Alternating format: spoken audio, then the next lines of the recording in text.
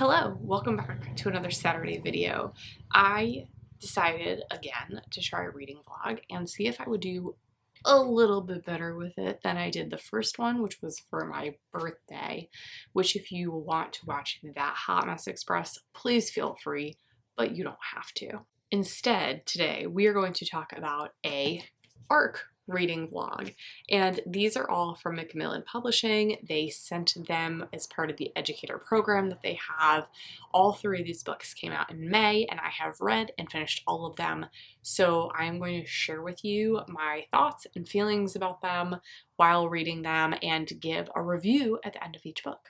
All three books are out now if you want to go and get them. They're fun summer reads. I recommend all of them. They were all fun and interesting in different ways. So we have Hurricane Summer by Asha Bromfield, we have Cool for the Summer by Dahlia Adler, and we have Tokyo Ever After by Emiko. Alright, without further ado, let's get into the reading vlog. I know the quality of this is going to be all over the place because I'm starting a book before I have the new camera, and it's just, I don't care. I don't care because I don't want to forget about how I'm feeling about this book right now. Anyway, so on Tuesday, Hurricane Summer comes out. So I've started it tonight. Today is Sunday. I'm already 3 chapters in. I read some in the bath, and I love it so far. It's not quite the clap when you land vibes that I thought it was going to be, and that's okay. It has a lot of Jamaican dialect and lingo throughout, and I'm totally here for it. The language that they use is patois, and so there's actually in the front of it, there's a whole glossary of different words that are going to come up throughout the story, and I've only really had to reference it once or twice so far, so I'm a little impressed with myself, but I'm sure that there will be something that will come up later that I'll be like, I don't know that, and I'll have to go back to it, which is fine. The book starts immediately at the airport.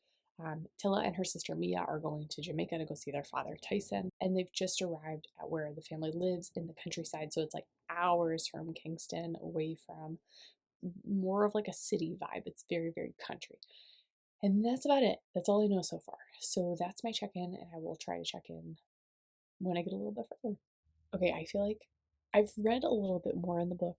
Not enough that I feel like I can give really more. There's a lot of complicated issues that have kind of come up, but more importantly, this came in today, and I am super excited about it. I am like ready to use it and try it out, but I can't yet. I need the battery to charge. I need to like figure out how to like actually make it work and everything, but I am super excited about it. I would film on my camera today, but I'm still waiting for an SD card, so we get more crappy quality. Enjoy! I read a ton of this last night. I read like over 200 pages, and then I finished it today early this morning at school during our reading sprints, and I have some thoughts. I will start off by saying that it was a 3-star read. I feel like there was a lot of stuff that was well done in the book, but I also feel like there's a lot of complexities, and the resolution was just kind of lackluster for me. So, summary. Very generally speaking, Tilla has always wanted her father's love. The story starts out right in the airport. She and her little sister Mia are going to Jamaica for summer break, per her mom's request and obviously her dad's. Her parents, I don't think they're separated, but they're not divorced. It doesn't mention that in the story. Her dad is from, both of her parents are actually from Jamaica, and they immigrated to Canada before the girls were born, but her dad has this attachment to Jamaica. So every 6 months he would leave and go back, and then come back to Canada and then go back to Jamaica. So this entire summer break for the next 2 months, Tilla and Mia are going to Jamaica, to the countryside where her family is, and spending time there with them, bonding, right? Hopefully getting to fix the relationship with their father. At the same time, their mom is really nervous because summer equals hurricane season in the Caribbean. And she knows, she's lived there. She knows what it's like with hurricane season. So she has a lot of fear and apprehension of them going anyway, but she's trying to get past that. So while the girls are there, There's a lot of interesting dynamics at play. There's a lot of cultural aspects that come up. There's a lot of gender inequality that comes up. There's some verbal and physical abuse that happens between family members. She is considered incredibly privileged by all of her family because she comes with gifts for them of clothes and shoes, and she packs this huge suitcase that's just full of clothes, and they're like in awe, like, why do you have so much? So they keep making these references that she's really, really rich, and she's like, but I got them at Walmart. We're not that rich. Mom has a hard time paying bills as it is. So she's kind of navigating this whole complexity of she's privileged, but in Canada, she's not as privileged. This is an Own Voices book. This is heavy, heavy, heavy with the patois dialect and the vocab, which I talked about a little bit already. I loved it. I felt like I was able to really kind of immerse myself more into a sort of Jamaican culture with how prevalent it was. There were a couple of times I had to flip back to the glossary, but not a ton. Once I got into it and I started like hearing the characters' voices in my head, it was fine. There's enough context clues around to help support a basic understanding of like what is being said. But at the same time, I could also see how some people may struggle with it, especially trying to get into it. It may take a little bit to get into the first couple of chapters and kind of equate yourself with the dialect and the vocabulary that's being used. There is a lot that's packed into this book. So I already talked a little bit about the privilege and the comparison of economies between rich and developing countries. But there's also some gender inequality that's going on. You know, women have their place, and it's in the kitchen and it's in the house and it's doing the housework. It's not, being a business person or what have you. There's a lot of conversation about patriarchy and the order of things and how, it's always been that way and it's always going to be that way. There is also a lot of conversation too about the impact of colonialism within Jamaica and how it established this pecking order of sorts where light skinned Black people are at the top because they're lighter skinned, they're closer to white. And if your skin is very, very dark, you are, mocked and you're kind of at the bottom of the pyramid of the hierarchy. There's also a ton of conversation about sexual shaming in here.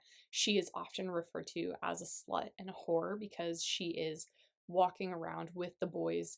A lot of the time it's her cousins, and there's this idea that she's very flirtatious when she thinks she's just having conversations with boys as she would do in Canada. It was really interesting to read about all of these cultural differences because as a white woman in America, I do not have the same experiences as a Black woman in Jamaica or a Black man in Jamaica. So I thought that that was a really interesting perspective.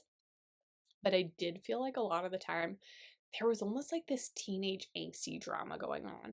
There were a couple of times where it just seemed over the top, like yelling at her dad, which I get there's a lot of pent up frustration, but it was very dramatic. It was very teenager dramatic. She faces quite a number of traumatic experiences. Seeing how her family treat each other, how members in society treat each other. There is a sexual assault that takes place in this book. There's a lot of trauma that she goes through and experiences all within like a month and a half. And I felt like the conclusion to this story, it wrapped up too neatly. It ended in what felt like it was trying to show her as a very strong woman who was able to overcome these obstacles. And I appreciated that. But I think she's going to have a lot of unpacking to do when she's back in Canada. And it's not just, it's done.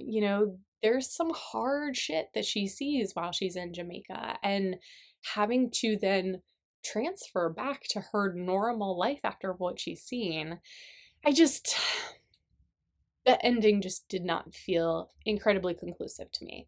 So that is why this is a 3-star. Cover is gorgeous. Some of the writing is beautiful. The descriptions of Jamaica as a country make me want to go and see it. I enjoyed all of the cultural experiences and references and the dialect that was heavily included.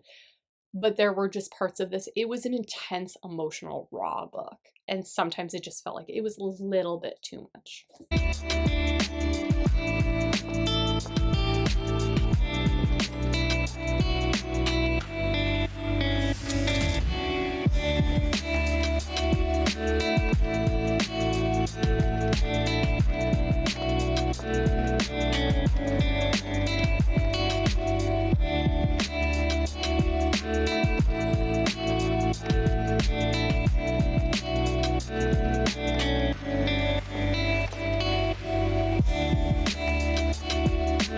Okay, so this is the part of the video where the new camera has the SD card. We're ready to rock and roll. We just finished some reading sprints, and I literally started this 2 hours ago, and I'm already halfway through. So this is gonna be a really fast vlog of it, I guess. It's a super cute, fluffy read so far. It is Cool for Summer by Dahlia Adler. It's fun. It's like not dense like I felt like Hurricane Summer was. This is just lighthearted and fun.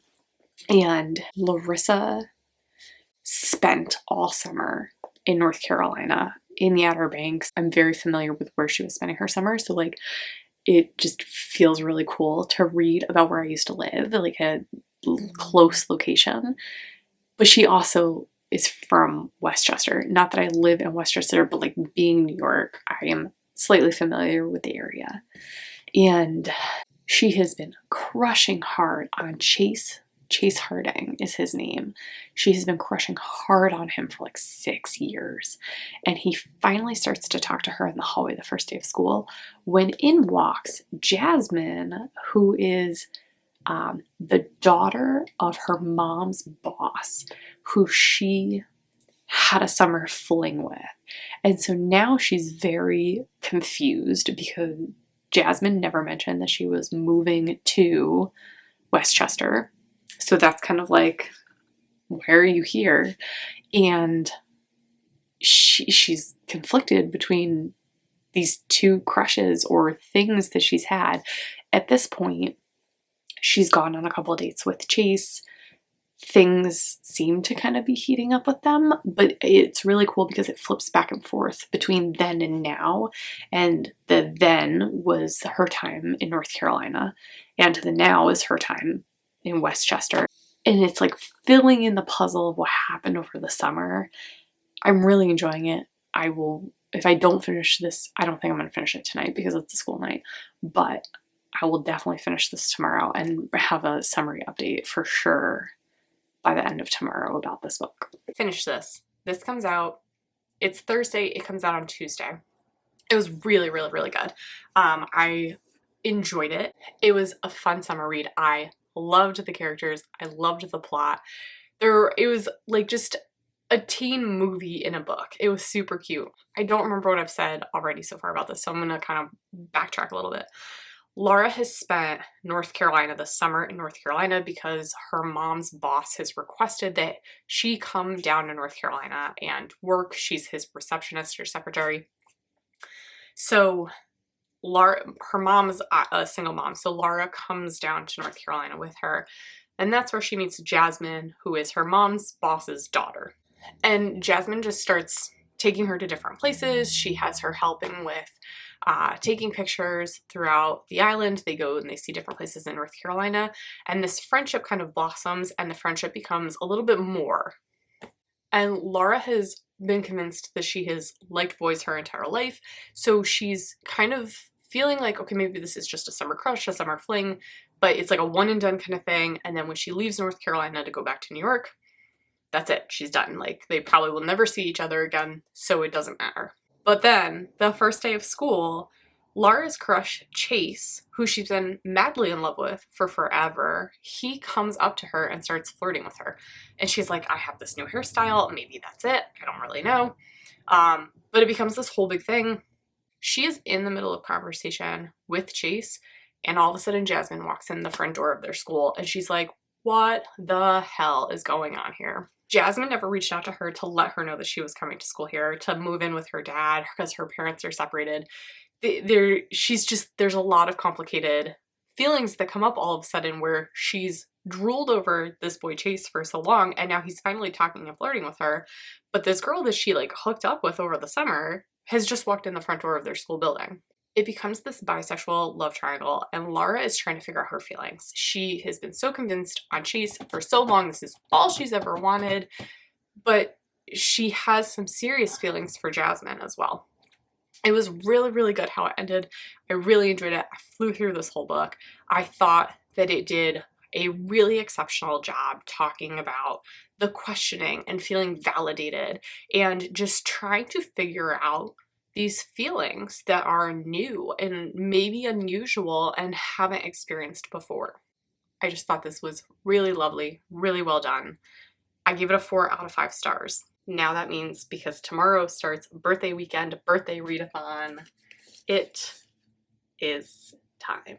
It is time to start, except I'm probably going to wait until tomorrow, Friday, and I will actually read this during reading sprints tomorrow with my kids and get started on the readathon then. So I'm really looking forward to this book.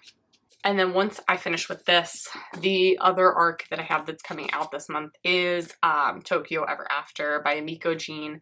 So this will be the next book that I'll talk about once I get through the birthday readathon. Hello. Today's Monday. I actually finished this yesterday morning during our reading sprints, and I just didn't feel like filming anything. So here we are now for a pretty quick review of my thoughts about Tokyo Ever After. I enjoyed it. I'm gonna give it 4 out of 5 stars. There were a couple of plot points that I felt moved incredibly fast, and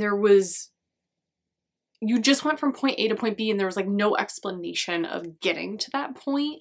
So I felt like those parts really kind of lost me because it was like, well, how did the conversation go? Or what happened that we did make this decision? It was cute. It was a cute read. I appreciated it. I mean, I enjoyed it. I think it was a great summer read. I really have no complaints except for like some of the very fast moving plot parts. I loved the characters. It was very Princess Diaries-esque. I think I've said that 18 million times already. I'm sticking to it.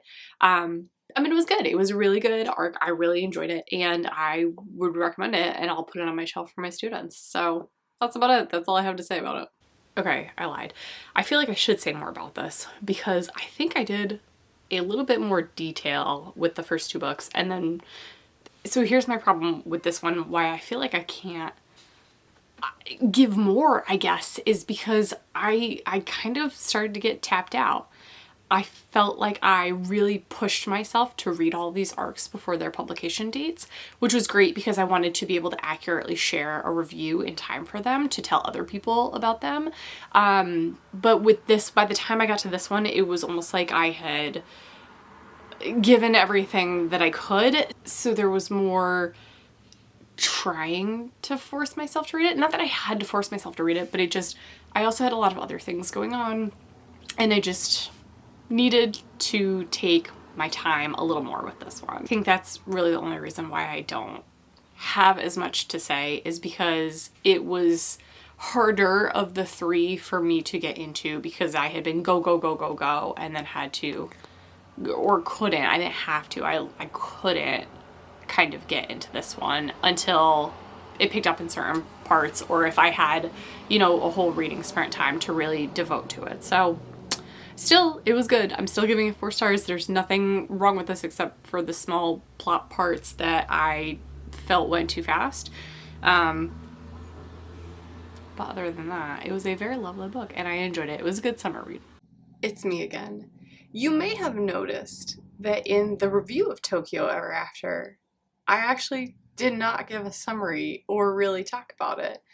And I'm trying to figure out what happened, but in some way, shape, or form, the clip that I had where I had at least started it and gotten somewhat into it either disappeared. I'm pretty sure that I filmed something at some point, but it's gone, and maybe it was in my head and I thought I filmed it, but I never really did. Like maybe I thought I had because I've done so much, and I don't know what happened. But this is where we're at right now. So here's my plan. I'm going to share with you a summary of what happens in the book because I did not do that at all. I just gave it a review and neglected to tell you anything about this book. I'm pretty sure that I filmed this once already though, because I very specifically remember talking about the fact that I felt like it was Princess Diaries-esque. Some people said it felt like Crazy Rich Asians, which I have not seen or read, so I cannot make that comparison. I remember saying that, so I don't know what's happened to that clip. But here we go. Here's a summary of Tokyo Ever After for you. The book jumps in very quickly to Izumi, the main character, our protagonist, Izzy, she sometimes goes by, finding out that she is a princess of Japan. It does not take long. It's in like the first or second chapter. Basically, she and her friends find a poetry book that is her mom's, and in the front there is a letter from a gentleman, and her friend Nura is quite the investigator, and within 24 hours figures out that her father is the crown prince of Japan. And next thing we know, Izzy is in Japan with her dad, meeting him for the first time and learning about the culture and the traditions of Japan and what it means to be a princess of Japan. And she's Americanized, right? So she feels like she doesn't fit in because she's a Japanese American girl, and now she's trying to figure out how she plays a role in this royal family with all these family members she never knew that she had. I mean, her mom knew who her father was and just thought it would never work because he felt obligated to be in Japan and she wanted to go be the botanist that she is, and they just went their own separate ways, and she didn't know she was pregnant at the time, right? So then she just never told him because she didn't want it to be a burden for him. She knew that he felt he needed to be in Japan. Anyway, Izzy goes through some rigorous training. She learns the language, she's learning the etiquette, there's different social royal events that she must attend. She begins to fall in love with her bodyguard, and it's definitely enemies skipping the friends to lovers-esque kind of trope. There's really no middleman. Everything happens very quickly in this book, which is part of the reason why I'm really excited about the sequel, because I hope that it will slow down a little bit and maybe give a little bit more of what happened so stinking fast in this book. Izzy is, constantly under tabloid pressure. She's trying to do the best that she can. She makes a bunch of mistakes. She's being questioned by the press and the tabloids, and she's just trying to do everything that she can to kind of stay normal while fulfilling her role and her obligations. There's a lot of back and forth. She kind of wants to go home. She kind of wants to stay. She's torn about what to do. I don't want to give away too much though, because then that definitely ruins the ending of this. And especially if there's a sequel, I don't want to say too much about it. Which there is going to be a sequel. There's no if there's a sequel, there's going to be a sequel. They've already decided. That is a little bit about Tokyo Ever After for you. So now that way you have all of the information that I promised from this video. That is it. That is all I have for this Saturday. Thanks so much for sticking around and watching this video, watching a reading vlog about these 3 arcs that recently came out. They all came out in May. They are now available for you, all from Macmillian, from Wednesday and Flatiron Books. Just one final thought. So those are my thoughts and feelings about all 3 of these books. Just one more final thought. These books are a great way to continue to bring inclusivity to your classroom library. We have a book that focuses on a Jamaican Canadian protagonist who it really centers on the voices of her experiences and in Jamaica. We have a coming of age story focusing on bisexuality and identity. And then we also have a Japanese American story and learning about culture and traditions, but also still focusing on identity. All 3 of them actually focus on identity and really figuring out who they are and how they fit into the societies that they are cast in. Hey, thank you so much for sticking around and watching another video about different books that I have read recently. This was fun. I think I'm getting better at it, but you can be the judge of that and let me know. I will see you back here next Saturday for a new video.